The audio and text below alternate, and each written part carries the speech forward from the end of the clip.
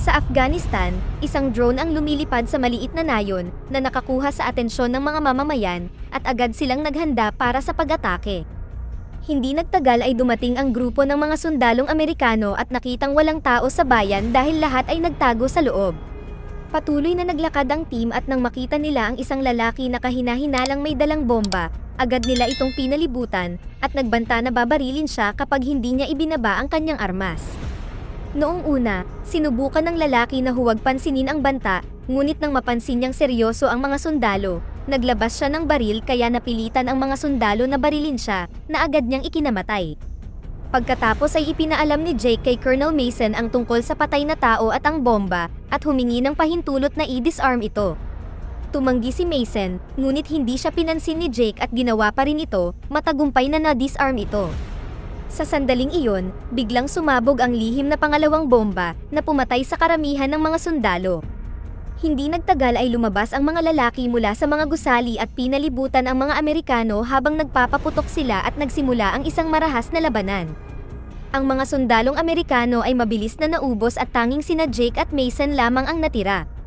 Tumakbo si Jake upang lumapit sa Colonel at muntik na siyang mabaril ng kalaban, ngunit iniligtas ni Mason ang kanyang buhay bago dumating ang helicopter. Pagkalipas ng 5 taon, sinusubukan ni Jake ang kanyang makakaya upang harapin ang bagong buhay bilang isang sibilyan habang umiinom ng gamot para sa kanyang PTSD, isang uri ng sakit na nakukuha mula sa matinding trauma. May bago siyang trabaho sa auto shop na pag-aari ni Earl, kung saan kailangan niyang magtrabaho ng husto upang pakitunguhan ang mga nagmamadaling kliyente. Pagkatapos ng trabaho, umuwi si Jake para gumugol ng oras kasama ang kanyang pamilya. Palagi niyang sinisigurado na panatilihing masaya ang kanyang anak, ngunit nang sila na lang ng asawa niya, naging tensyonado ang mga bagay nang sabihin ng kanyang asawa na marami silang hindi pa nababayaran na mga bills. Gayunpaman ay nangako si Jake na gagawa ng paraan, gaya ng lagi niyang ginagawa. Pagkatapos pahigain ang kanyang anak, ipinakita ni Jake ang isang larawan at nagkwento tungkol sa dati niyang mga kasamahan at ang katotohanang si Mason ay nasa ospital noong ipanganak siya. Nagdadalamhati si Jake na matagal na niyang hindi nakakausap si Mason, at nang tanungin ng bata kung nakapatay na siya ng sinuman, iniwasan ni Jake ang tanong.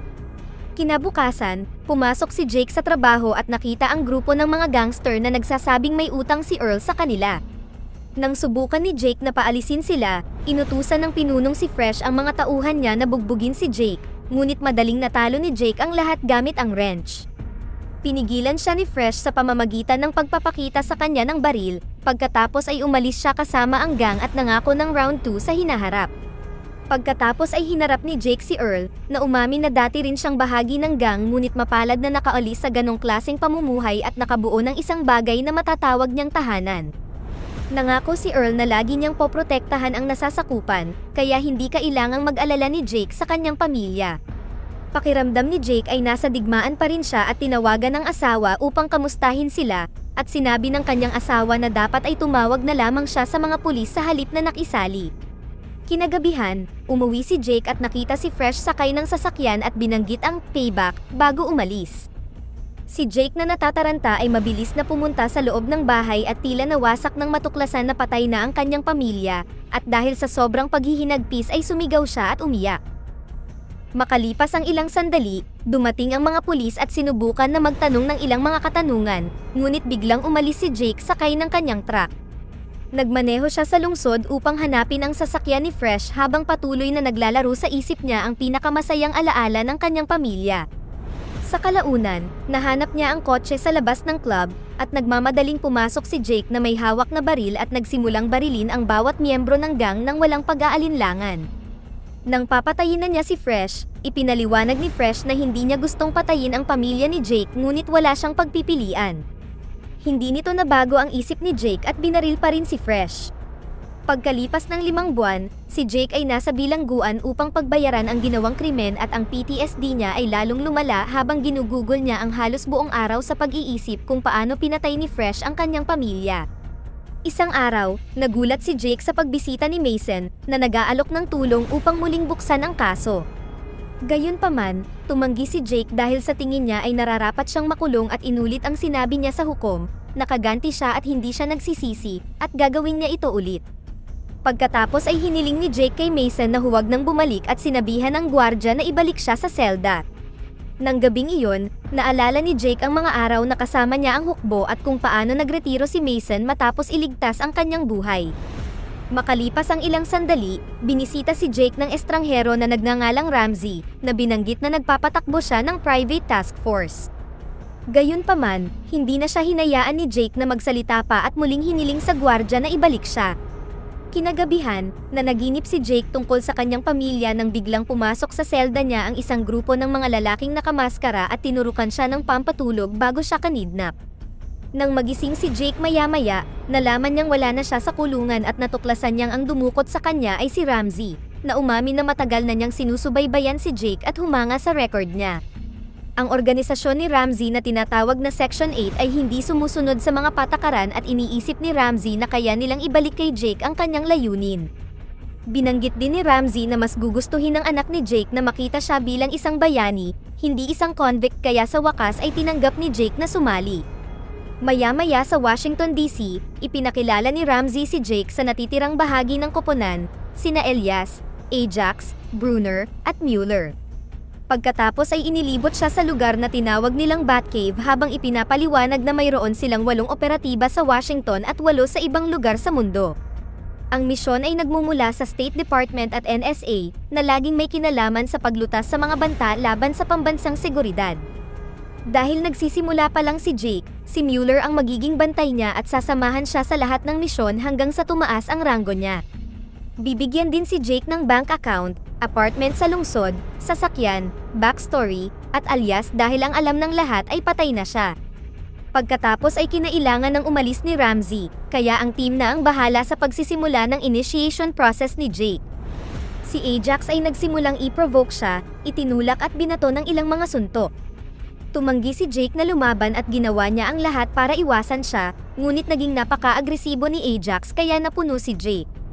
Itinulak niya si Ajax sa sahig at halos saksakin siya ng ballpen sa mata, ngunit biglang sumagi sa isipan niya ang alaala ng kanyang pamilya at siya ay kumalma. Pagkatapos ay umalis si Jake, at iginiit ng nabigong si Ajax na si Jake ay nagpakita ng takot at nangangahulugan iyon na hindi siya kabilang sa kanila, ngunit hindi sumasang-ayon si Mueller. Maya-maya, sumakay sina Jake at Mueller sa eroplano at tinalakay ang unang misyon ni Jake. Ang target niya ay isang lalaking tinatawag na Castillo, isang defense contractor na ang trabaho ay pagbebenta ng iligal na armas. Kamakailan lang ay napasa kamay niya ang ilang mga mapanganib na schematic na ibebenta niya sa mga Russian, kaya ang trabaho ni Jake ay bawiin ang mga schematic at patayin si Castillo at ang mga tauhan nito. Napagtanto ni Jake na ang grupong napasukan ay mga assassin at hindi niya inaasahan na pumatay muli. Kinagabihan ay nakarating ang dalawa sa Mexico, kung saan nakita nila si Castillo sa isang warehouse at malapit nang makipag-trade sa mga Russian negotiator. Habang nagtatalo sina Castillo at ang Russian, palihim na pinatay ni Jake ang isang gwardya. Dahil sa ingay, inakala ng magkabilang gang na sinet up sila ng isa sa kanila at ito ay naging dahilan upang mag-away-away sila, at ang pagtatalo kanina ay mabilis na nauwi sa ganap na labanan. Ang mga miyembro ng gang ay nagsimulang mamatay ng paisa-isa at sumabog pa ang isang sasakyan na naging sanhi ng pagtigil ng labanan. Pagkatapos ay lumabas si Jake at pinatay ang mga nakaligtas bago tumingin sa loob ng kotse, kung saan may 2 babaeng takot na takot. Hindi sila pinansin ni Jake at kinuha ang schematics bago umalis. Nang maglaon sa base, pinagalitan ni Ramsey si Jake dahil sa pagkompromiso sa integridad ng kanilang misyon sa pamamagitan ng pag-iwan ng buhay sa 2 babae. Sinubukan ni Jake na ipaliwanag na sila ay biktima lang at inakusahan si Ramsey na binabalewala ang buhay ng tao, kaya nagbanta si Ramsey na ibabalik siya sa bilangguan kung hindi siya susunod. Pagkatapos ay pinaalis si Jake, at sinabi ni Mueller kay Ramsey na mabuti ang ginawa ni Jake, ngunit si Ramsey ay nag-aalangan pa rin, kaya nagsalita si Ajax na nagsasabing nagkamali si Ramsey sa pag-recruit kay Jake. Nang maiwan siyang mag-isa, tinawagan ni Ramsey ang isang taong nagngangalang Locke. Kinabukasan sa Nevada, pumasok sa hotel si Locke at pinatay ang ilang empleyado bago pumasok sa isang silid, kung saan tinoket niya ang mga babae bago harapin ang target niya. Alam ng lalaki na binayaran siya ni Ramsey at sinubukan siyang suhulan ng malaking halaga, ngunit pinatay pa rin siya ni Locke. Pagkatapos ay tumakas si Locke sa kasino ng hotel, ngunit agad na naghinala ang mga gwardya at hinabol siya. Walang kahirap-hirap na binugbog ni Locke ang bawat gwardya na lumalapit at nagsimulang tumakbo, sinira ang mga bagay sa daan at pinatumba ang mga gwardya na patuloy na dumarating. Sa kalaunan ay inilabas niya ang kanyang baril at nagpaputok, nagdulot ito ng pagkagulat sa karamihan ng mga nagsusugal. Pinatay din niya ang gwardya bago lumabas at nagnakaw ng kotse upang makatakas. Samantala, lumipat si Jake sa bagong bahay at laking gulat niya nang makita ang maraming larawan noong nasa Afghanistan pa siya. Ito ay nagpaalala sa kanya ng pag-uusap nila ni Mason, kung saan sinisisi ni Jake ang sarili niya kung bakit nasugatan si Mason, ngunit siniguro ni Mason na i-comfort siya. Nang maglaon, uminom si Jake sa bar at sinamahan siya ni Mueller. Sinubukan ni Jake na magtanong ng mga impormasyon mula sa kanya ngunit walang alam si Mueller tungkol kay Ramsey, at ipinaliwanag niya na dati siyang nasa hukbo at sinuntok ni Mason ang commander officer na bumastos sa kanya. Makalipas ang ilang sandali, ibinigay sa kanila ni Ramsey ang bagong misyon. Dapat nilang kunin ang nakatagang digital information tungkol sa sensitibong kaso at patayin si Senator Graham, na taksil sa bansa at nagbayad ng maraming tao upang manatiling malaya. Magiging mahigpit ang seguridad, kaya pinaalalahanan ni Ramsey ang lahat, lalo na si Jake, na dapat silang lumaban. Makalipas ang ilang oras, nakarating ang grupo sa event ni Graham sa California na nakabalat kayo bilang mga landscaper. Pumasok si Mueller sa loob at pinatay ang lahat ng mga gwardya na nakita niya at kalaunan ay nalaman ng security ang sitwasyon kaya dinala nila si Graham sa van. Habang hinahack ni Mueller ang computer ng senador, hinabol ni Jake si Graham at pinagbabaril sila ngunit hindi nagtagumpay. Masyadong mabilis ang van para sa kanya, kaya nag-shortcut si Jake sa pamamagitan ng pagtalon mula sa burol at humarang sa kalsada. Sinubukan siyang pigilan ng isang gwardya ngunit mabilis itong pinatay ni Jake bago lumapit kay Graham, na nagmamakaawa para sa kanyang buhay habang sinasabing mayroon siyang pamilya. Bigla niyang naalala ang kanyang pamilya at nagpasya na hayaang mabuhay si Graham. Gayunpaman, dumating ang koponan at pinatay ni Ajax si Graham pagkatapos ay pinaalalahanan niya si Jake na huwag magdalawang isip. Maya-maya sa bahay, umiiyak si Jake habang umiinom at nakatingin sa larawan. Bigla niyang nakita ang mga lalaking nakamaskara na tumatakbo sa labas ng bintana, kaya nagtago siya bago sila nakapasok sa kanyang tahanan. Hinanap siya ng mga lalaki sa bawat silid, ngunit nakatakas si Jake sa pintuan sa likod. Kinabukasan, pinuntahan ni Jake si Mason at sinabi sa kanya ang buong kwento. Binanggit ni Mason na nabuwag noong 90s ang tunay na Section 8 at ang umiiral ngayon ay mga kasuklam-suklam at lapastangan na ahente mula sa Army, CIA, FBI, at iba pa. May koneksyon din sila sa Washington, kaya kung nagtatago si Jake mula sa Section 8, nasa panganib siya. Walang alam si Mason tungkol kay Ramsey at nangako siyang tatawag. Pumayag din siyang tulungan si Jake sa pamamagitan ng pagbibigay ng kaunting pera at baril. Pagkatapos ay bumalik si Jake sa kanyang bayan at nakatanggap ng tawag mula kay Ramsey, na gustong makipagkita para pag-usapan ang mga bagay-bagay ngunit tumanggi si Jake.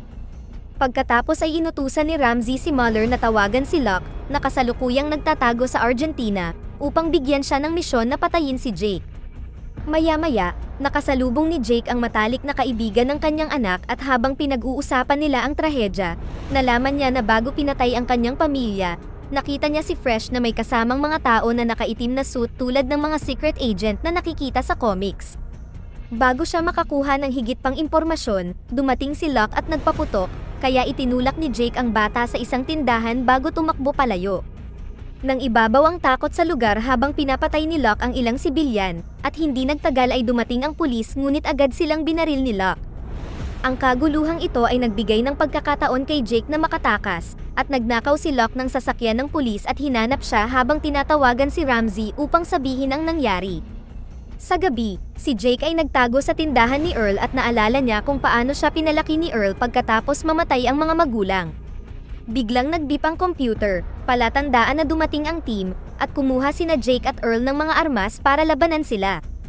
Muntik nang mabaril si Jake ni Elias, ngunit mabilis siyang pinatumba ni Earl. Sumunod ay sinugod ni Brunner si Jake at nagsimula silang maglaban sa ibabaw ng kotse nang bigla silang barilin ni Ajax. Tumalikod si Brunner at sinigawan si Ajax dahil sa kawalang ingat, at ginamit ni Jake ang pagkakataon na saksakin siya ng screwdriver. Nang muling magpaputok si Ajax, ginamit ni Jake ang katawan bilang armor at kinuha ang baril upang simulan ang pagbaril pabalik, ngunit hindi nagtagal ay naubusan siya ng bala. May kaunting bala pa si Ajax ngunit sinayang lang niya ang mga ito dahil gusto niyang kalabanin muli si Jake para mapatunayang mas magaling siya. Ang dalawang lalaki ay nagsimulang magpalitan ng mga suntok sa loob ng shop at sinubukan ni Ajax na saksakin si Jake, ngunit binaril siya ni Muller.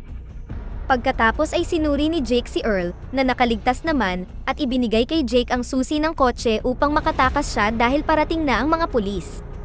Nang maglaon sa kotse, sinabi ni Muller na iniligtas niya si Jake dahil gusto din niyang umalis sa Section 8. Hindi sigurado si Jake kung mapagkakatiwalaan siya at hiniling na dalhin siya sa kung saan man tumutuloy si Ramsey.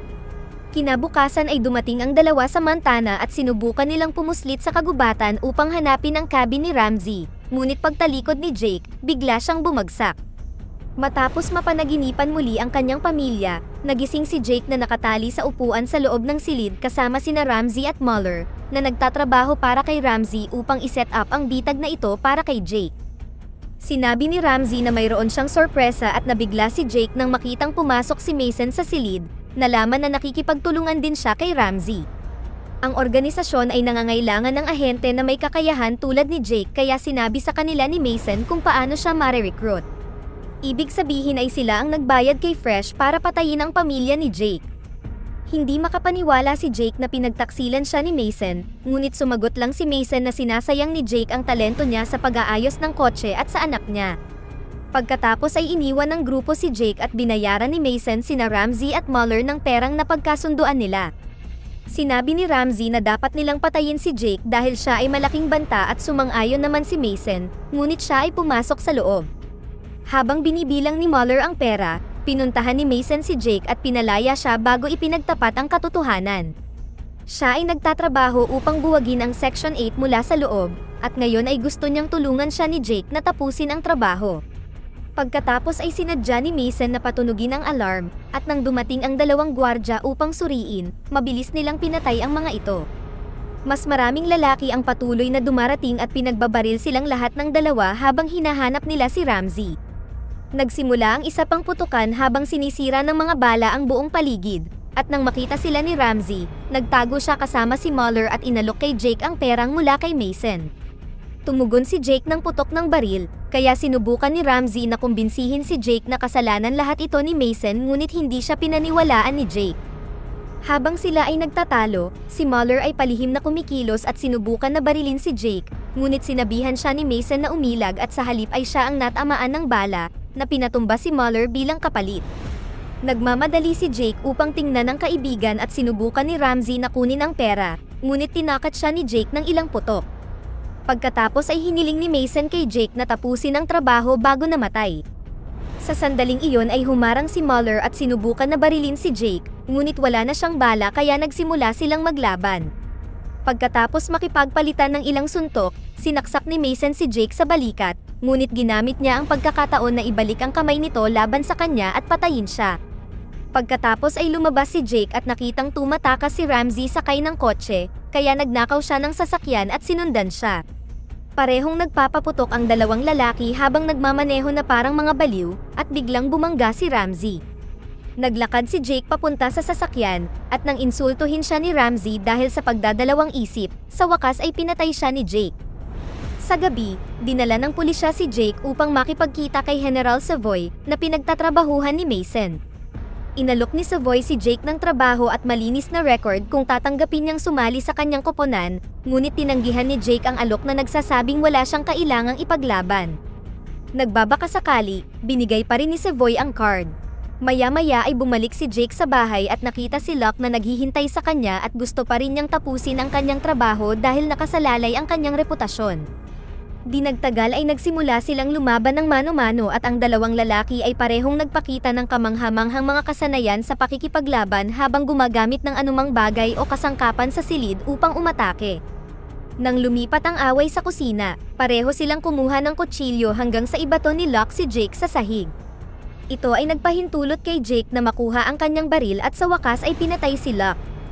Kinaumagahan ay nagpadala si Jake ng voice message kay Earl na nagpasalamat sa kanya para sa lahat at sinabing aalis na siya. Samantala, si Jake ay sumakay ng bus at nakita ang isang ina na masayang nilalambing ang anak. Muling bumaha sa kanyang isipan ang mga alaala ng sariling pamilya at tinawagan ni Jake si Savoy para tanggapin ang alok nito, na nagsasabing mayroon siyang gustong ipaglaban at agad siyang tinanggap ni Savoy para sa Section 9. Dito na nagtatapos ang ating kwento. Sana ay nagustuhan nyo, mag-subscribe na kung hindi ka pa nakasubscribe, pindutin na rin ang notification bell at like button upang matulungan ang channel, and leave a comment down below, and as always, thank you for watching.